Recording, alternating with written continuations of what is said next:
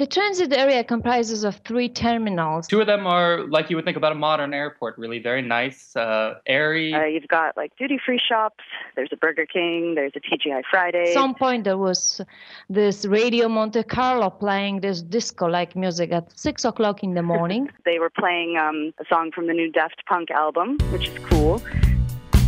That's D and E, and F is the entire opposite. It's pretty grim. It's part of the airport that hasn't been really renovated since Soviet times. It looks like it's made out of a black or dark granite. It's cavernous. There's a lot of doors. There's lots of little corridors, lots of little rooms. There's definitely the feeling that there's a lot of like secret tunnels. A lot of places where somebody could be hiding. And the ordinary people cannot access. And the whole thing is 2 kilometers end to end. That you can just spend all night walking back and forth. And let me tell you, sometimes walking back and forth is what keeps you from falling asleep at 4 or 5 a.m.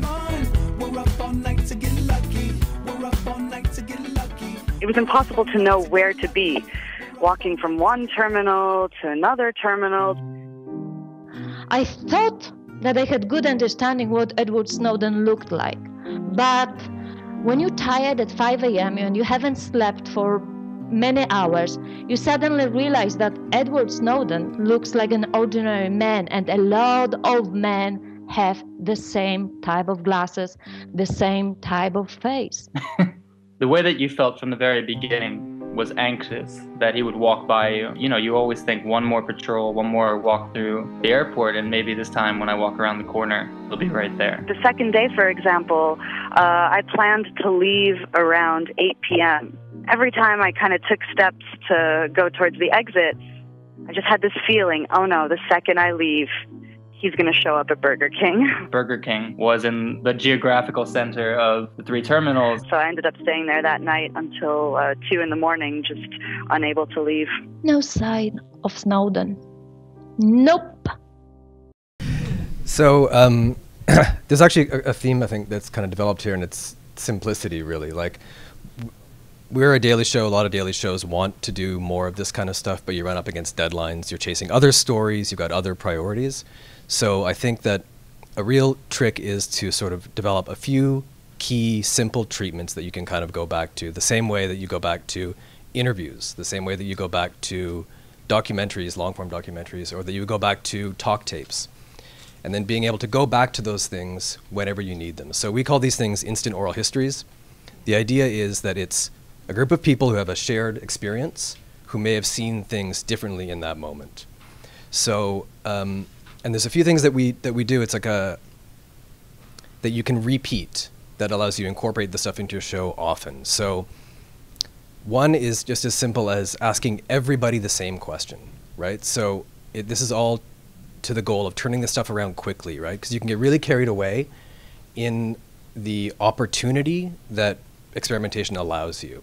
And then you can get overwhelmed, and then you blow a deadline, and then you don't have a story for the show. But if you have simple things that you can do repeatedly, it really helps. So asking everybody the same question, making sure that your first interview counts, because if you miss an opportunity to recognize that Burger King is going to be funny when you ask everybody about Burger King, you blew it because you can't go back to do your first interview again. So really thinking through that first interview and asking way more questions than you need, which can be a pain later, but hopefully by the time you get to your second interview, you realize what you need from the first one, and then you repeat that.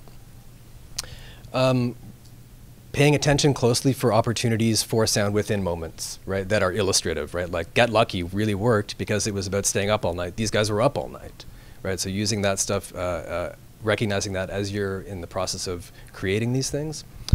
And then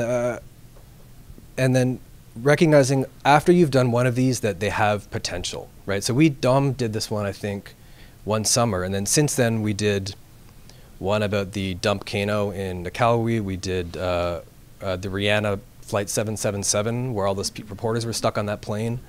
Vanessa did one about the sarin gas attack in Damascus. And then we did one about the Tahrir Square massacre. So there's a large range to these. You don't get sort of stuck in one spot where they're only funny or they're only terrible, right? So recognizing in the moment when you have an opportunity that you can recreate and you can use simply on tight deadlines, that really isn't much more than asking people to tell you the story of what happened and then editing it together.